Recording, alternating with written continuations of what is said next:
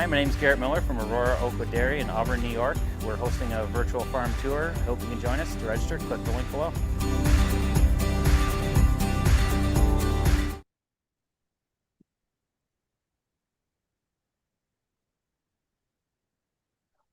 Great. Good morning, students. We are so glad that you have joined us here today for this virtual farm tour of Aurora-Oakwood Dairy located in Auburn, New York. Before we get started, I have a few things that we want to go over to make sure you have the best virtual farm tour experience possible. Here's number one, make us full screen, right? We want you to be able to see the details of the farm. So really blow us up on there, put us up full screen. Number two, please utilize the features on whatever platform you've joined us on. So that means if you're on Zoom, use our Q&A feature to reach out to Farmer Garrett and I and ask your independent questions. If you're on Facebook, you can leave us a comment, or if you're joining us on YouTube, you guys actually are just going to enjoy the tour. I promise for the most part, we will answer your questions. Someone else will probably have the same question. So that's number two. Number three, of course, our last one out here is really turn on your listening ears. Pay attention, make sure you're keeping up with what we're chatting about. And if we don't get to your question right away, I promise it's because we know it's coming up and we're just waiting so you can see the answer live. Now, without further ado, we're going to get started. So I have Farmer Garrett here. Thanks for joining us. Do you want to tell us a little bit about the farm that we're seeing in the background right now? Absolutely. So this is our family farm. We milk 2,000 cows in central New York and Auburn, New York, so in the Finger Lakes. And Got it. we have 4,000 head on site. So milk 2,000 and then the other 2,000 are young stock. We have about 38 employees that work for us. Awesome. Okay, students, quick recap, just so we're on the same page. We got 2,000 mature cows, right, Farmer Garrett? We got about 4,000 animals and almost 40 employees. That's correct. So a lot of people work here. Very cool. Okay, I think it's time. Let's head over to the cow barn. So we're off to the cow barn, everybody.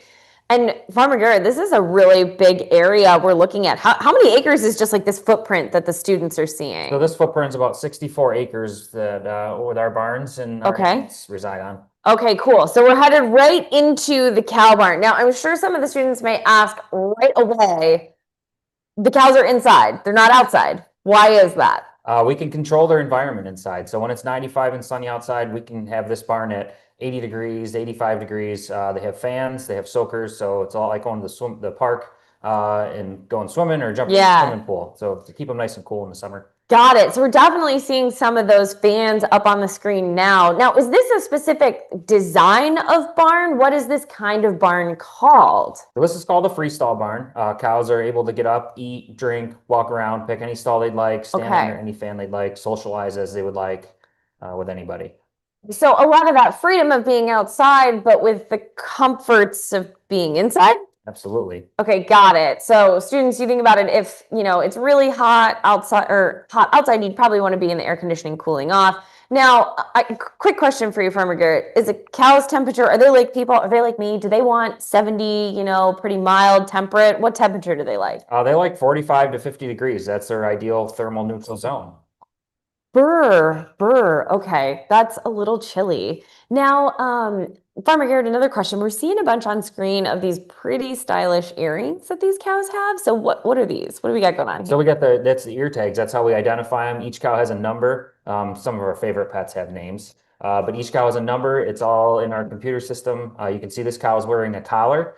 We track activity and eating time with the collar. Okay. She also has a pedometer on her right front leg, and we track her steps, and that's what identifies her when she goes to the milking parlor. Got it. Oh my gosh. So these cows have so much wearable technology. I mean, this is more wearable technology than I have. Absolutely. It's just like their Garmin Fitbit. Oh, amazing. Okay. So we said the pedometers are actually tracking how much they're walking as well as when they go into the parlor. Does that mean it's also tracking how much milk they make? Yeah, absolutely. So the IDs them when they go in the parlor, which we'll see, and then there's a meter in the parlor that measures the milk. Wow. Okay. And these are all comfortable, right? These cows, they're like not bothering them at all. No, they're all just like wearing a watch. Okay. And now we must be seeing, this looks very different than my bed, Garrett. So what are we seeing here that these cows are laying on? These cows lay on water beds, and also we recycle the manure. So you can see the water there in the beds. We recycle the manure, we compost it, we separate the water out of it, compost it, dry it, and then we put it back in the stalls for beddings. Got it. Okay, wow. That does look really soft, dry, and fluffy. Nothing like cow manure looks fresh, if you will. So definitely a totally different product that ends up on those stalls. And gosh, these cows do look comfortable on them.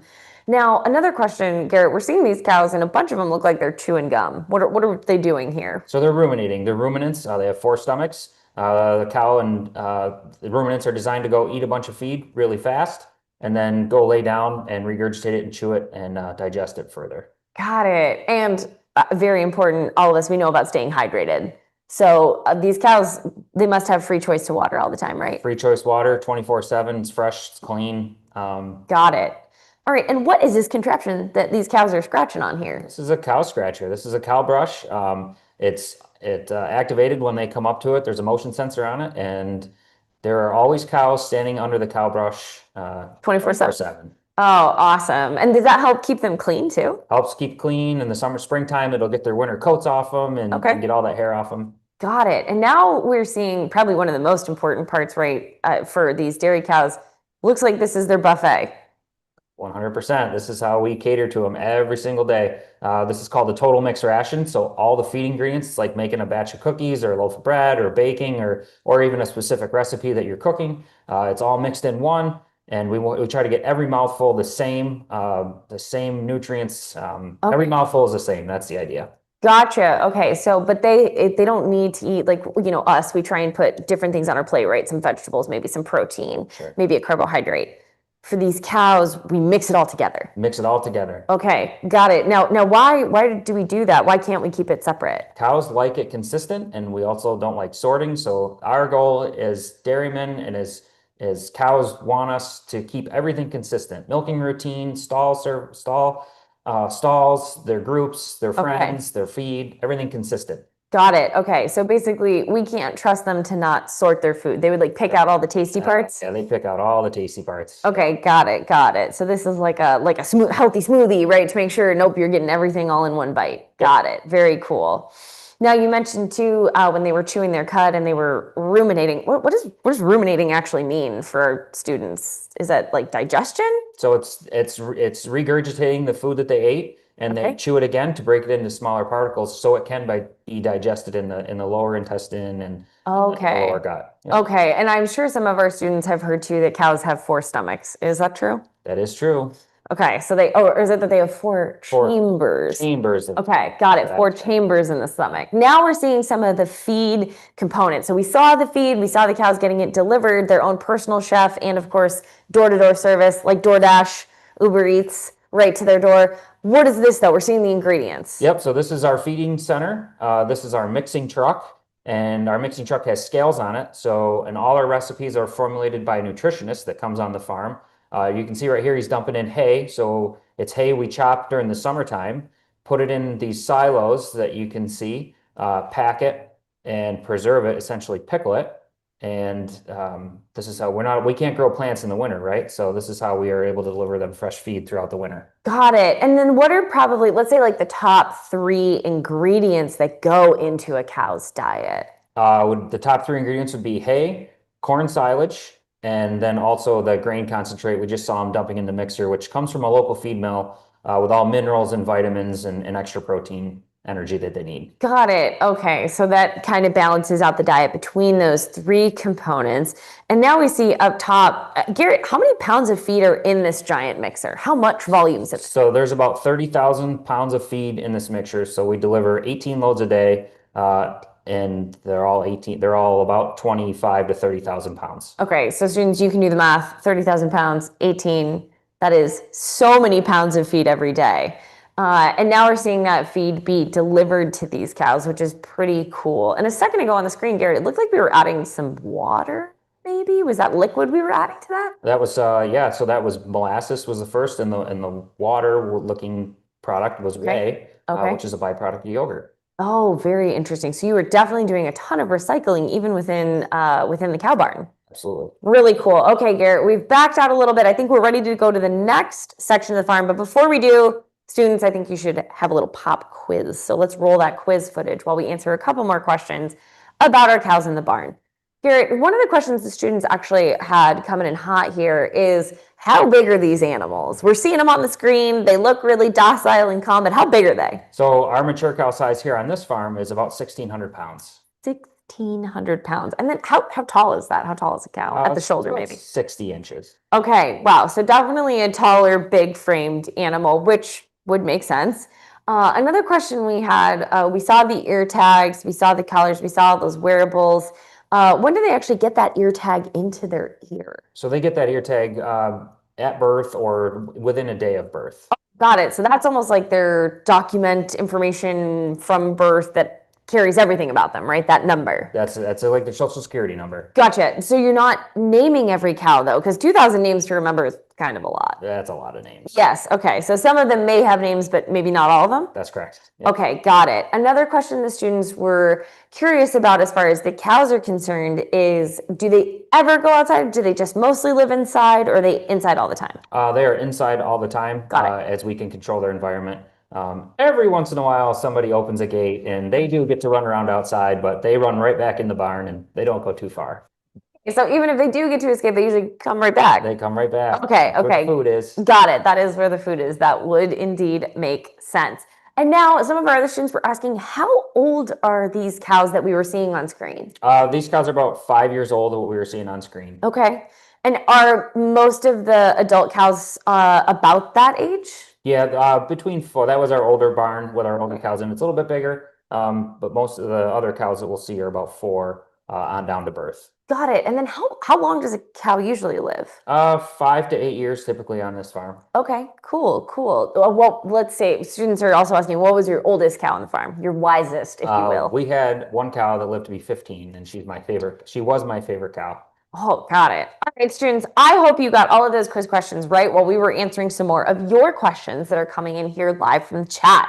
So, Garrett, let's head over to the milking parlor, because I think that's where all these cows go to work, right? That's where their job is. That's where they work. Gotcha. So we're headed right over to the milking parlor here at Aurora-Oakwood. Now, this looks like a pretty big building, Garrett. How many cows can you milk at one time? So we can milk about 44 cows at one time. We call it a double 22, so 22 cows per side. This is a parallel parlor, so the cows stand parallel to each other when they're getting milked. Oh, okay, got it. And man, Garrett, they are so still and so calm. Is it comfortable for them to come in and get milked? It is comfortable for them to come in and get milked, and they're milked every 8 hours, 3 times a day. Okay. And if it wasn't comfortable, they would not want to come here. Gotcha. It looks like she sees us and she's like, wait, who are these weird people watching me? Yeah, they know there's usually supposed to be 2 or 3 people in that parlor, and when there's somebody different around, they're very curious to know why. Gotcha. Okay, now we seem to all kind of be walking in totally normal. What is the first step in this process we're seeing happen here? So we're applying a mild peroxide-based what we call teat dip to their teats. Okay. And this loosens any dirt or bacteria on their teats and disinfects them. And we'll see in a little bit, they're going to go through and wipe that off and clean and disinfect the teats before milking. Okay, got it. So this is just the first step in the process, of course, cleaning, sanitizing, no different than us washing our hands, for example. Very cool. Okay, so now how many times a day are the cows coming in to get milked? They're coming in 3 times a day, so every 8 hours. So if you're a cow, you get milked every 8 hours. Okay, and now, of course, they're not staying in the parlor for 8 hours, right? No, they're there for about 5 to 8 minutes per cow.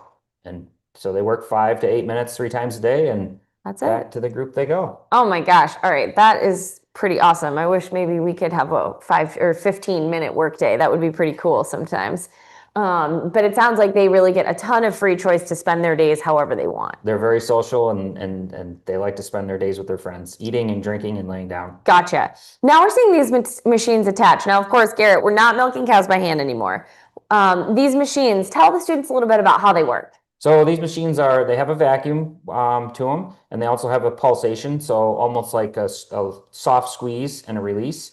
And then that milk goes in that line. It goes into a basement through a milk meter. Once it goes to the milk meter, it goes to a chiller, a pre-cooler, which cools the milk to about 50 degrees. And then it goes through a chiller, which drops it to anywhere between 36 and 38 degrees into a bulk tank where we store it no longer than 20 hours. And it gets on the truck and goes to the milk plant.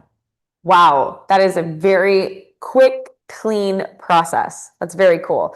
Now we're seeing the milk flow through here. And Garrett, I'm sure the students are actually coming in here asking, how much is each cow producing then? So our cows here average about 100 pounds per day per cow. And is that split up evenly between the milkings? So it would, yeah, so it's split up into Okay. the milkings. Gotcha. So they're doing somewhere 33-ish pounds per Yep. milking. Okay, cool. Now, for some of our students, they may not really, I guess, have an idea, and maybe I don't either, what a pound of milk looks like. So how many pounds are like in a gallon of milk, for example? So a gallon of milk is about 8.5 pounds. Okay, that makes a lot of sense. That also means these cows are producing a lot of gallons of milk. I mean, up to 12, if even a couple more.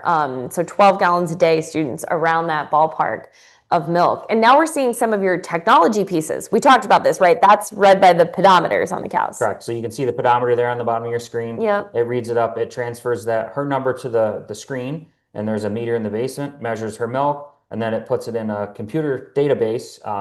And that's how we identify them if they're maybe not feeling right.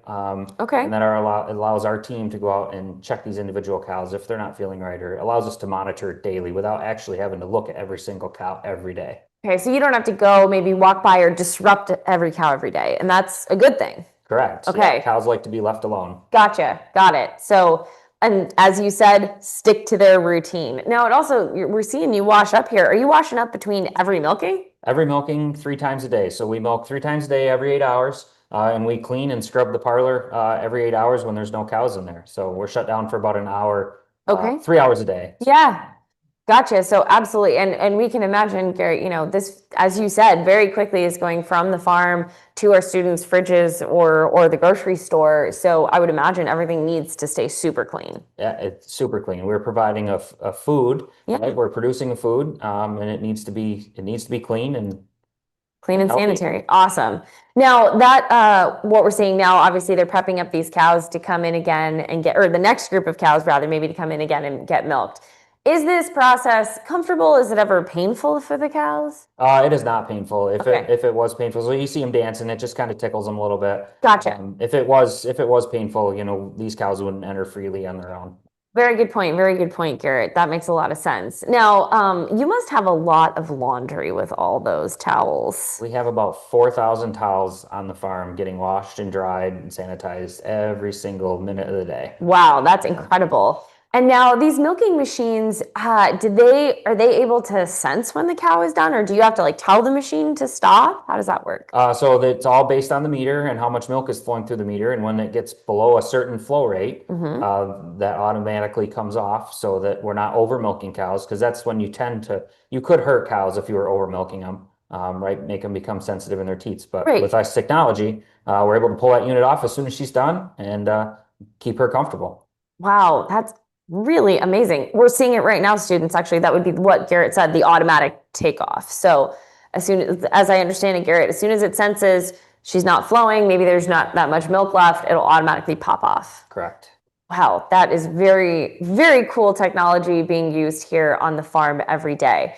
Now, Garrett, some of our students were curious, what's this next orange foamy stuff we got going on? So this is an iodine, so similar, very mild, like we use to wash our hands or they might use in a doctor's office. Okay. Very mild, and that's what keeps the teats on the cow clean and disinfected until the next milking. Got it. Okay, so kind of like a hand wash to finish it up and they're on their way. Absolutely. Another question, Garrett, that the students are curious about is if you're making, maybe anywhere from 10 to 12 gallons per cow per day, where's all that milk going? Is it in my grocery store? Is it yogurt? Is it cheese? So it goes to our local plant, which is about 5 miles down the road. Okay. And here in Auburn, and that milk goes anywhere from our local grocery stores, or to feed the world. And we also goes into many different products: fluid milk, yogurt, cream, Philadelphia cream cheese, or if you like any sort of cream cheese or any sort of cheese, it goes to that. Cool. And and it also goes as dry milk powder all over the world. Oh, wow. Okay, so students, you may be able to see these dairy products in a lot of different places, which is very cool. Now, Garrett, another question some of our students are wondering about is how many people actually work in the parlor? So we have 3 people in the parlor full-time. Oh, wow. Very cool. Now, students, we've seen about the parlor. We've learned about the cows making milk. I think it's time for you guys to take a quiz. So we're going to pop over to that quiz really quick while we answer a few more of your questions. So Garrett, students were curious. We see milk in the grocery store, but they're wondering, do you get paid the same amount as the grocery store? We do not. So we get paid, so you pay in the grocery store per gallon, and we Okay. get paid per 100 pounds of milk. Oh, wow. So very different. We pay per that 8.5, as we said, about 8.5-ish pounds in our gallon, but you guys get paid per 100 pounds. So that's a totally different price structure, which is pretty cool. Another question that the students had is, how often does the tanker truck come to the farm to pick up the milk? So we ship about, it averages about 2.5 loads a day. So Okay. two tanker loads one day and 3 the next. Wow. Okay. Very cool. So you definitely around the clock have that milk being loaded and taken to the plant.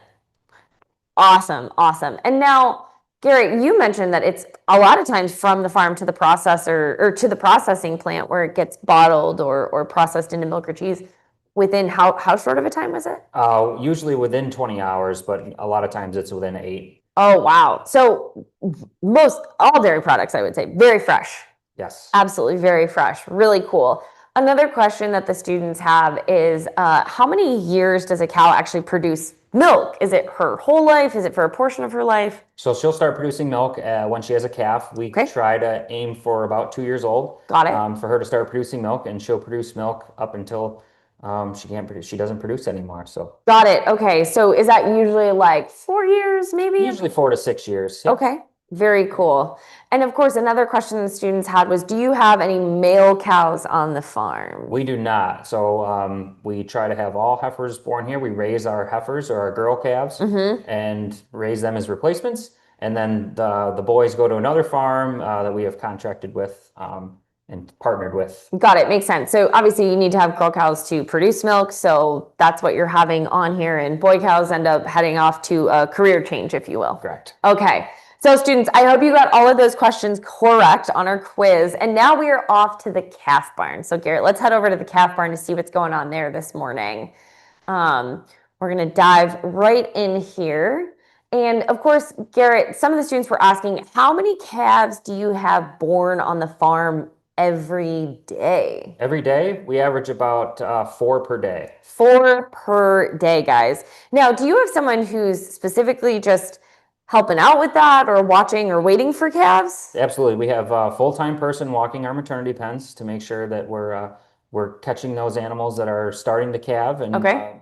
they usually do it on their own, but sometimes we do need to give them a little assistance in Got it. making sure we're delivering healthy calves and Cool. providing good care for the mamas. So we're seeing here, Garrett, this barn looks really different than the cow barn. What are some of the key differences we see here? So you can see above the calves, we have what we call tube ventilation. So in the summertime, which you can see here, we have cool, fresh air blowing on the calves to keep them cool. Oh, wow. And then during the winter, those holes will close and we push air out of the top so that we have an air exchange or fresh air for those calves. So we want those calves to have fresh air, good ventilation, but not be cold in the wintertime. Okay, so definitely serves multiple purposes, but what I'm hearing is we want to keep these calves comfortable in their preferred temperature range as much as possible. Absolutely. Got it. And now, why, Garrett, are each of these calves in their own individual pen as opposed to maybe a group like the adult cows? Yeah, so we do this just so we can ensure that every calf gets proper nutrition.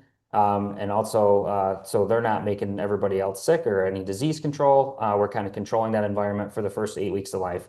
Calves are born with no immunity. Okay. So they have zero immunity when they're born. So it's very important that we segregate these guys and feed them high plain nutrition so that they can build that immunity themselves. Got it. Got it. So in that first, as I understand it, Garrett, that first milk from the cow is actually what contains the antibodies to jumpstart their immune system, right? Yes. So it's very important we get that first feeding into them within an hour of birth. Now, is there a specific name for that? Colostrum. Colostrum. Okay, students. So colostrum, that first milking after having a calf, it's got all the immunity. But we are seeing on screen here some of the calves' other feed besides milk, because of course calves are being fed milk within the first 60 days. So what else do they have available to them here that we're seeing? So they have free choice water and grain throughout the day. So when there's no milk in that pail, which we feed milk twice a day, every calf gets 1 gallon of milk twice a day. So Gotcha. that's 2 gallons of milk. And they also get a free choice grain, which they'll start eating about a week after a week of life, like 7 days. And then they also have free choice water in their bucket. Got it. Now, Garrett, of course, we talked about the ear tags and how that's, their driver's license, all the information, and we see that white ear button on there. Is that the same thing or different? So that's a little electronic button. So when we're working in the other groups, we actually have a wand that we can scan, and it tells us if tells us any information we need to know. So if we need to know information and we're not by a computer, we can scan that button, and it gives us all the information You about need that to know. animal. Wow, very, very interesting. And of course, we talked about how the cows are in these individual pens, but we haven't talked about what they're laying on yet. It looks very different than a waterbed. So what is this? So this is sawdust, so dried wood chips essentially, Okay. and also they have a bed of straw underneath. So in the summertime, we typically bed them on shavings, so it's a little bit cooler. In the wintertime, we like them to get into kind of a nest, and Okay. our beds will look more like a nest, like a bird, Yeah. so that they can stay warm on those cold days in the winter. Got it. Got it. That makes a lot of sense. And I'm assuming it's very important for these guys to stay clean and dry. Absolutely. So dry, clean. We bed 3 to 4 times a week. Okay. Fresh bedding, whether their pen is already dry Yeah. or yeah, I wish I had someone to make my bed me too. every day. That would be amazing. But these calves seem to kind of have it made here. And now their only job, obviously, when they're this young is just to grow. So how much do we want them growing each day? So we try to get them to grow about 2 pounds a day, and we just do that by feeding milk and grain and making sure they're healthy. Wow. Okay. That's pretty cool. So focusing on growing 2 pounds a day. That feels like a lot to us, but obviously we talked about these cows ultimately end up being 1,500 pounds. How big are they when they're born then? They're about 90 pounds when they're born. 90 pounds when they're born, and you want them gaining 2 pounds each day. That's a lot right up front, but we're seeing, it looks like the milk taxi's coming through for some breakfast here. Yep. And you mentioned before, students, you might have been listening, that these calves are getting 2 gallons of milk a day. That's correct. So Okay. 2 gallons of milk, we meter it through this little meter right on the side of the tank Oh, there. wow, very You can cool. see that. And that way our calf feeders know that they're giving not too much, not enough. Right. Just the right amount of milk for these calves to grow. And it's delivered fresh right from the tank. We do pasteurize it. So we Okay. heat it up, we pasteurize it, make sure it's clean and free of any bacteria or anything that could harm them. Got it. And just like our milk is pasteurized, except for you drink it cold and they drink it warm. Got it. Okay. And of course, too, Garrett, this is another thing I guess we didn't chat about at the parlor. If you do have a cow that's maybe not feeling her best, is her milk going into the tank? It is not. So Okay. we do segregate that milk out and actually dump that milk Okay. until she's feeling better Got it. and healthy. Got it. So even though we pasteurized, it's for just in case safety, not that there's anything expected to be in the milk that would maybe not be good for us or bacteria or whatnot. But we just want to make sure anytime maybe in the transport process that nothing happened, right? Sure. Gotcha. Okay, that makes a lot of sense. And these girls look very focused on this milk as opposed to us. But we were seeing, some of our students were asking, some cows they've seen have horns and these cows do not. Can you tell us why maybe? So we debud our calves or dehorn our calves right at birth. Okay. With a paste. And the reason why we do this is for our safety and their safety as they get older. Got it. Okay, that makes a lot of sense. We've seen them, yeah, kind of maneuvering around the barn. I could see where horns might get stuck on maybe a pole or a post or a gate or something like that. And now that process, is it comfortable for them? It's not painful, right? No, we work with our veterinarian to make sure that it's not painful, and Got we it. also do it at a young age to avoid Any of that? Okay. And now what we're seeing, these look like maybe our teenagers. Is that what we're seeing now? That's exactly what we're seeing. So Got they it. start in individual pens, and then after weaning, we put them in a smaller group pen. And as you can see here, they're in bigger group pens where they also transition on the kind of feed they eat. So Oh. here they're eating the same grain, and they're eating a green or a dry hay, Okay. which we buy from another local farm. So they're eating their grain pellets and their hay. And then you can see they transition onto a TMR on the Wow. Yeah. on your screen. Yep.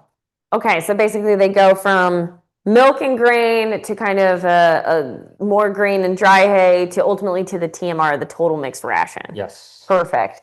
And then, so how old would these cows, or calves rather, maybe heifers? Is that the proper word? Heifers, yes. Okay.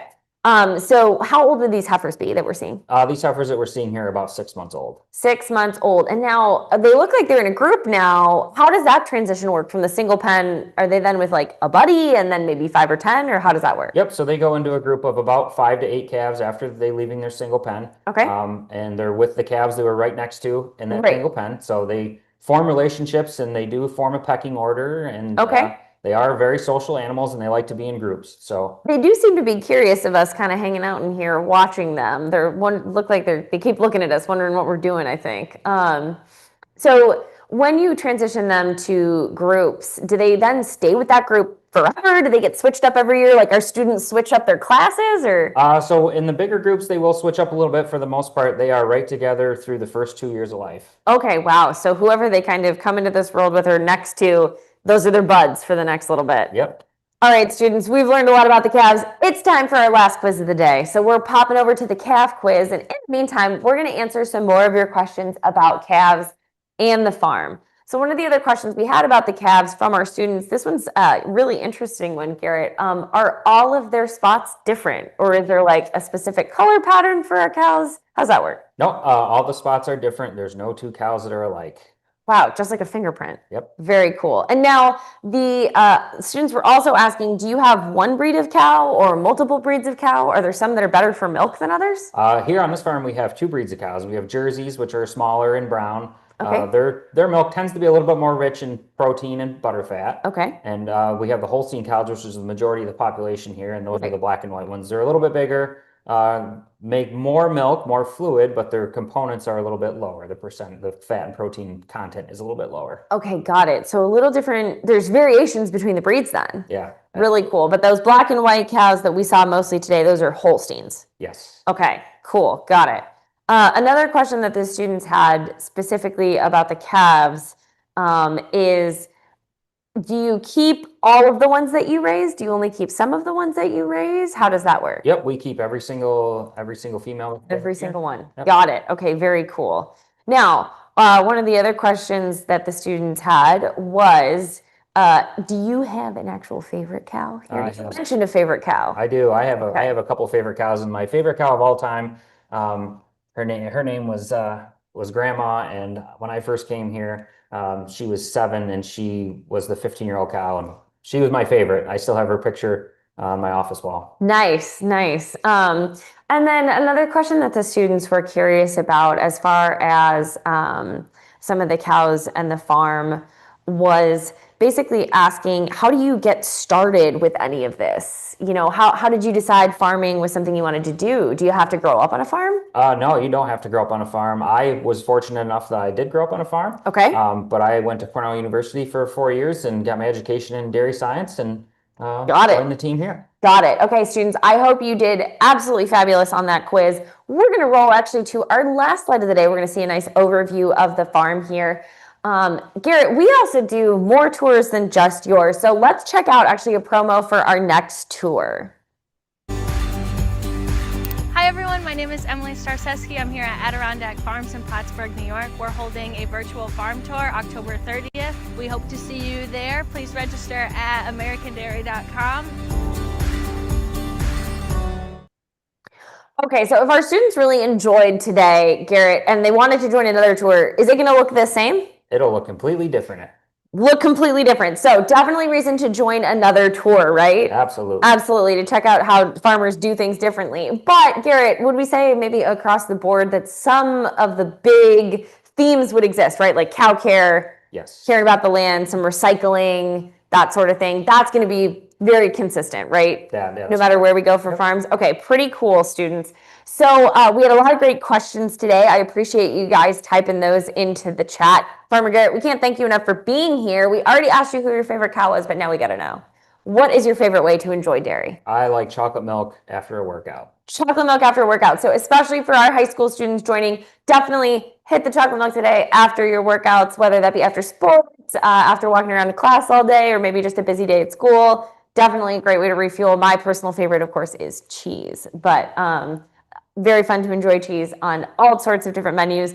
We really appreciate, Garrett, learning about where our food comes from, right? I mean, this was so cool to see behind the scenes. We have a lot more resources available here, including other lesson plans and other tours. Is there anything you want to leave our students with today, Garrett, before we head off and let you get back to your day of farming? Oh, I just hope everybody enjoyed it. Hope everybody learned something, and I enjoyed being here. Thank you very much. Awesome. Well, thank you, students, for joining us. Please check our other resources and join another tour. Thank you, Farmer Garrett, for hosting us today here on the farm. Have a great rest of your school day.